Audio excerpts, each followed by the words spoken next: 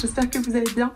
Je vous retrouve pour une nouvelle vidéo sélection. Je me suis dit que ça faisait un moment que je n'en avais pas fait et j'ai été inspirée par le temps absolument caniculaire de ces dernières semaines, derniers mois, et je me suis dit qu'on n'avait vraiment pas assez chaud comme ça manifestement, puisque vous l'avez vu dans le titre, aujourd'hui on va parler désert, on va parler chaleur, on va parler manque d'eau, on va parler de grande immensité à perte de vue et de gens qui y sont souvent paumés dans des circonstances plus ou moins heureuses. Je me suis rendu compte très récemment en lisant un livre qui traitait du désert et que je vais d'ailleurs vous présenter juste à suivre, que j'en avais lu quelques-uns qui m'avaient vraiment bien plu dans ce contexte. C'est pas celui que j'apprécie le plus, mais quand il y a le bon mélange entre voilà cette espèce d'immensité désertique, du coup c'est dans le titre, et ces paysages qui sont à la fois très beaux et très flippants, très anxiogènes, parce que souvent on est tout seul, on a accès à rien en termes de ressources, c'est très compliqué. C'est à des jours de marche de toute civilisation et globalement toute aide humaine. Et voilà, il y a un peu ce truc ambivalent de c'est absolument magnifique. Les descriptions sont souvent très chouettes, mais c'est extrêmement flippant et très inhospitalier. Et il y a des récits qui rendent ça extrêmement bien, je trouve, et que j'ai beaucoup apprécié lire à ce niveau-là. Donc je me suis dit que j'allais les partager avec vous. N'hésitez pas, comme d'habitude, si vous avez lu d'autres livres qui traitent de ce genre de paysage, à les partager en commentaire. Je suis toujours ravie de découvrir vos recommandations. J'ai comme d'habitude 5 livres à vous présenter et je vous propose qu'on commence. Et on va commencer par le livre qui a inspiré cette vidéo, ma dernière lecture en la matière, Et le désert disparaîtra de Marie Pavlenko aux éditions J'ai lu. Je vous l'ai présenté, je crois, en dernière lecture très récemment. En tout cas, j'ai filmé la vidéo, je ne sais pas encore si je poste celle-ci avant ou après, mais en tous les cas, je vous en ai ou je vais vous en parler très rapidement. C'est un livre qui m'a été offert par Juliette à l'occasion de notre swap semi-annuel et que j'ai vraiment beaucoup apprécié. On est ici dans du post-apo, dans un univers qui est recouvert d'un désert où on se rend bien compte que l'humanité a continué à chier dans la colle et c'est comme ça qu'on en est arrivé là. Il reste quelques arbres mais qui sont chassés par des groupes de chasseurs de tribus du désert pour pouvoir les vendre à la ville et les échanger contre des denrées d'importance pour survivre tout simplement, donc typiquement de l'eau et de l'oxygène. Et on va suivre le personnage de Sama qui a grandi dans cette tribu et qui ne se retrouve pas dans le rôle attribué globalement aux femmes, c'est-à-dire rester à la tribu pendant que les autres vont chasser à l'aventure et aimerait bien rejoindre ces chasses, ces expéditions et prouver aux autres qu'elle est tout à fait capable de faire comme les garçons globalement. C'est une jeune adolescente au moment du récit, elle doit avoir 10-12 ans, quelque chose comme ça, et elle va du coup se lancer bille en tête dans ce désert très inhospitalier en ayant prévu plus ou moins ce qu'il faut pour survivre quelque temps et espérer trouver un arbre, faire la fierté de sa tribu et gagner sa place. Sauf que ça ne va pas bien évidemment tout à fait se passer comme prévu et que le désert est bien plus surprenant qu'elle ne le croyait et bien plus dangereux. C'était à ce niveau-là, encore une fois, sur tout ce qui était aspect désertique très bien fichu. On est typiquement dans ce que je disais sur l'équilibre entre la beauté des paysages et la dangerosité de ceux-ci avec les animaux qu'elle peut rencontrer sur sa route, avec les tempêtes de sable, ce genre de choses. C'est très bien rendu. Et puis à un moment on se dit mais elle n'a pas assez de ressources pour survivre à son expédition. Comment elle va faire? Elle est bloquée en plein désert. Personne pour la secourir à des lieux à la ronde. Et c'est vraiment quelque chose que je trouve très bien rendu, encore une fois, dans ce volume-là, qui est à mon sens très important dans ce type de récit de désert, qu'on croit à cette immensité et à cet abandon total. Et c'était vraiment très cool. D'un point de vue écologique, comme je le mentionnais dans la dernière lecture, c'est extrêmement intéressant et c'est un point de vue très différent de ce qu'on peut voir dans les récits d'anticipation post-apocalyptique classiques qui traitent d'écologie. Là, on a vraiment la place de l'écosystème et de tout ce qui le constitue et de son importance pour l'équilibre et pour la circulation des denrées nécessaires à la vie, etc. et à destination d'un public jeunesse puisque c'est le public cible de ce récit. Je pense que c'est nécessaire pour comprendre vraiment un certain nombre de choses à ce niveau-là et c'était très bien joué en tout cas. Ensuite on va continuer dans le post-apo, du coup je vous ferai la fantaisie à la fin. Celui-ci c'est probablement mon roman préféré de l'autrice pour l'instant et j'en ai lu un certain nombre, mais c'est vraiment celui qui m'a le plus touché à plus d'un titre. Le désert des couleurs de Aurélie Wallenstein aux éditions Scrineo. Comme d'habitude chez l'autrice, la couverture est absolument incroyable. Ici encore une fois, on est dans un roman de post-apo où, vous l'aurez compris, le monde est encore recouvert par un désert et pas n'importe quel désert puisque dans celui-ci, le désert absorbe les souvenirs et les transforme en sable. C'est-à-dire que quand on va en expédition dans le désert, on y perd peu à peu nos souvenirs et globalement du coup ce qui constitue notre identité. Sauf que la tribu que l'on rejoint dans le début du récit ne veut pas rester là où elle est éternellement puisque ça commence à être un petit peu compliqué pour eux en termes de ressources et envoie assez régulièrement des expéditions dans le désert en espérant trouver quelque chose, quelqu'un, quelque part qui pourrait les aider, une autre terre sur laquelle s'installer, etc. Et donc on va suivre un frère et une sœur qui vont partir dans cette expédition, qui vont avoir leurs propres problématiques à gérer à plus d'un titre puisque leurs relations ne sont pas au beau fixe et on va les suivre dans leur périple sans retour et à un certain niveau sans espoir puisqu'ils ne savent pas du tout s'ils vont trouver quelque chose à la fin du chemin ou s'ils vont juste mourir en essayant. Encore une fois, à ce niveau-là, je trouve que ça réussit extrêmement bien à transmettre ce sentiment d'abandon, de solitude absolue dans ce désert infini.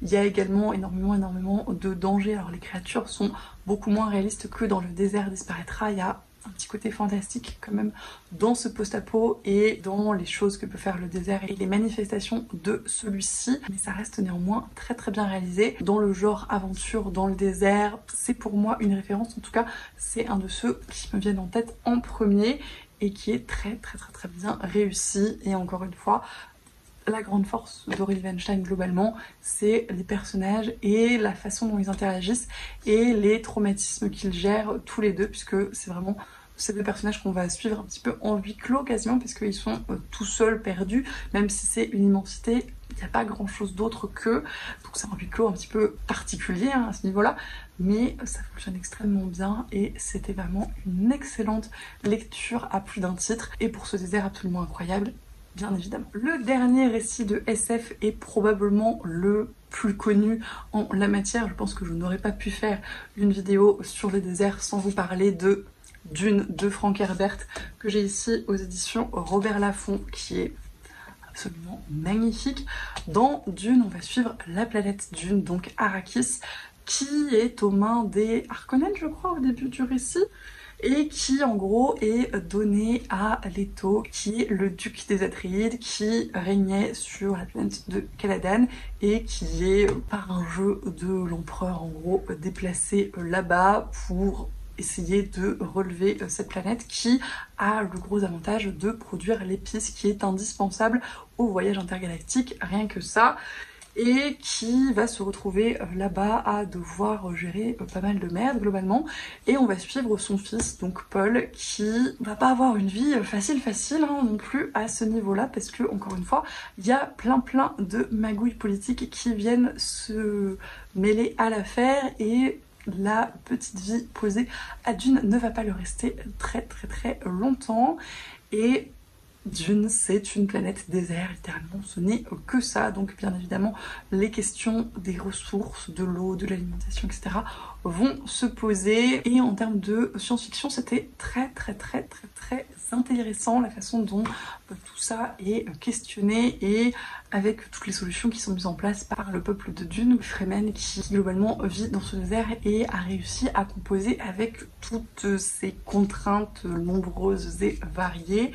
Et c'était une lecture absolument passionnante. Je l'ai découvert du coup en livre audio et j'ai vraiment beaucoup apprécié ce premier tome typiquement et les deux suivants, un petit peu moins les trois derniers mais qui s'éloignent en plus pas mal de Dune. On est beaucoup moins sur cette planète là et elle a également beaucoup changé puisque c'est une série qui s'étend sur de très nombreuses années et générations. Vraiment, moi je préfère quand on suit Paul Atreides et sa vie et son œuvre, j'ai envie de vous dire. Donc ce premier tome en tout cas était une excellente lecture et encore une fois en termes d'immensité désertique, de menaces à tous les coins de rue et notamment de vers des sables géants, pas forcément très accueillant et de manque d'eau, de manque de ressources, d'isolement total, ça se pose là, c'est une terre inhospitalière par excellence et on s'en rend très bien compte dans le récit et c'est très intéressant. Également, gros point fort à mon sens de cette série de manière générale et de l'intérêt pour moi que ce soit étendu sur autant de temps et de générations, c'est encore une fois tout l'aspect écosystème et la façon dont il évolue dans un sens ou dans l'autre au fil du temps. C'est quelque chose qui est très bien traité, je trouve, et qui est absolument passionnant dans ce récit, qui a plein d'impacts à des niveaux très différents que j'ai adoré découvrir. Et typiquement l'écosystème du désert, c'est quelque chose que je trouve très intéressant globalement. On va passer à la fantasy. À mon sens, c'est de la fantasy, même si ça peut être classé en science-fiction, mais c'est encore une fois une référence en la matière. Je ne sais pas si c'est ce qui vous vient en tête en premier en parlant de désert, mais en réfléchissant un petit peu, je me suis dit que ça collait plutôt pas mal tout de même. La Horde du Contrevent de Alain Damasio, aux éditions Folio SF. Et classe en science-fiction, à mon sens, c'est quand même... Ouais, ça peut être considéré comme de la fantasy. Bref, toujours est-il que dans La Horde du Contrevent, on va suivre une horde qui lutte contre le vent, n'est-ce pas, qui est lancée dans une expédition un petit peu comme pour le désert de couleurs et qui a pour objectif d'aller le plus loin possible pour espérer trouver autre chose à la fin du vent, derrière le vent, l'origine du vent, etc. Il y a un côté un petit peu religieux, enfin en tout cas d'origine du monde à ce niveau-là. Et c'était une lecture absolument passionnante, très particulière dans sa narration, dans son écriture, dans sa construction. Si vous l'avez déjà lu ou feuilleté, vous voyez peut-être de quoi je veux parler, mais déjà l'écriture est très différente de tout ce que j'ai pu lire. On suit globalement tous les personnages qui composent la Horde et on alterne leur point de vue sans forcément de différence de chapitre. Parfois ça peut être sur un petit paragraphe, mais avec chaque fois un marqueur de ce personnage et chaque personnage a sa façon de s'exprimer qui lui est propre et on va pouvoir après les reconnaître dans la narration parce que c'est vraiment des choses qui sont extrêmement marquées. Je trouve le procédé narratif absolument fou, ça fonctionne extraordinairement bien et c'est absolument passionnant à lire à ce niveau-là. Et on a encore une fois ce côté désert, ils se lancent dans une expédition, ils ne savent pas s'ils vont arriver quelque part, quand est-ce qu'ils vont arriver, ils doivent lutter contre les éléments, ils doivent lutter typiquement contre le vent qui devient de plus en plus fort à chacune de leurs étapes et de leur avancée et ils doivent lutter contre les éléments globalement, contre l'inhospitalité des territoires, le manque de ressources, les immensités désertiques. Alors il y a moins de sable que dans les autres déserts que je vous ai présentés, mais ça n'en reste pas moins un désert à plus d'un titre. Souvent ils sont tout seuls. Ça leur arrive parfois de croiser quelques villages, quelques villes sur leur route, mais globalement, c'est pas très peuplé et c'était une lecture, encore une fois, très particulière, mais très prenante, très intéressante.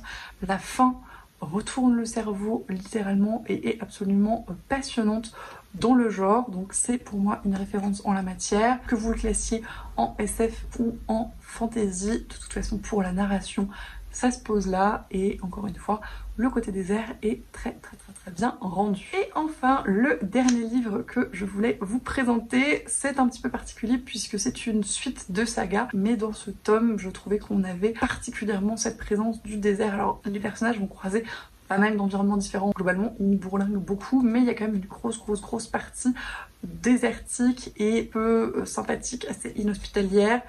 Le tome 3 de Kechiel de Jacqueline Carré aux éditions Milady, donc l'Avatar. Encore une fois, on voyage énormément, on voyage dans des pays beaucoup plus orientaux que dans les précédents volumes où on était dans une espèce d'Europe médiévale un petit peu différente. Là on est plutôt dans le Moyen-Orient et l'Afrique et ça se ressent dans les paysages, ça se ressent dans les ambiances, dans les cultures et on a ces déserts qui n'en finissent pas. On y va avec un guide qui reste plus ou moins là et qui nous mène plus ou moins à bon port. Il y a des moments où On ne sait pas s'ils vont réussir à arriver là où ils veulent aller vu le peu de ressources encore en leur possession. Il y a encore une fois des attaques d'animaux, il y a un certain nombre de dangers dans ces territoires et ça fonctionne extrêmement bien. De toute façon, les Coshiel sont globalement d'excellentes lectures, c'est de l'excellente high fantasy à mon sens. Il y a comme toujours une importance très marquée sur la sexualité, mais peut-être moins, en tout cas de façon différente dans celui-ci que dans les précédents. Attention toutefois aux très nombreux trigger warnings qui sont typiquement présents dans ce 3e volume qui à mon sens est de la dark fantasy, mais très clairement les autres étaient beaucoup plus accessibles à ce niveau-là et beaucoup moins durs à ce niveau-là également, mais là il y a vraiment des scènes qui étaient difficilement soutenables. Je l'avais lu en lecture commune avec Lucie et on était contentes d'être toutes les deux pour partager nos traumatismes de lecture parce que ouais, il y a des choses très difficiles à lire, mais ça reste une excellente lecture, une excellente fin de saga. Et encore une fois, ce côté désert qui, à mon sens, est très bien traité, très bien décrit, avec le bon mélange de poésie et de détresse infinie. Et voilà, c'en est tout pour cette vidéo sélection. J'espère que ça ne vous aura pas donné trop chaud. Merci en tout cas de l'avoir regardé jusqu'au bout si vous êtes encore là. Comme d'habitude, j'espère que ça vous a plu. Comme je le disais en début de vidéo, n'hésitez pas à me faire vos recommandations en la matière ou à me dire si vous avez lu certains des livres que j'ai présentés ou si d'autres vous font envie. Je vous remercie comme d'habitude pour tous vos commentaires, tous vos messages, tous vos retours, c'est toujours un plaisir. Je vous souhaite bien évidemment d'excellentes lectures et je vous dis à la prochaine.